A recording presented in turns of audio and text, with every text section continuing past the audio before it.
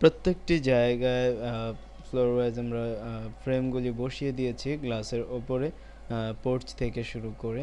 আমরা এখন সিঁড়ি ঘরের স্ল্যাব তৈরি করব। স্ল্যাব তৈরি করার জন্য আমাদের বক্স কমান্ড লিখতে হবে। আমরা উপর থেকে শুরু করব, নিচ থেকে। আমাদের সেন্টার পয়েন্ট ধরতে হবে এখানে।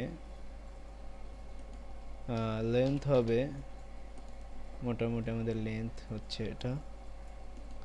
আমাদের উইথ হবে যে পর্যন্ত আমরা ওয়াল টেনে নিয়েছি। আমাদের হাইট হবে এখানে 6 দেব।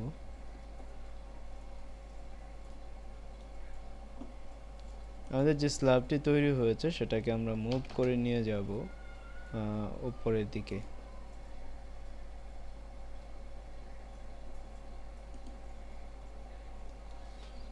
স্ল্যাবটাকে আমরা স্ল্যাব লেয়ারে সিলেক্ট করে নেব। এভাবে আমাদের কাজগুলি ধীরে ধীরে সমাপ্ত করব।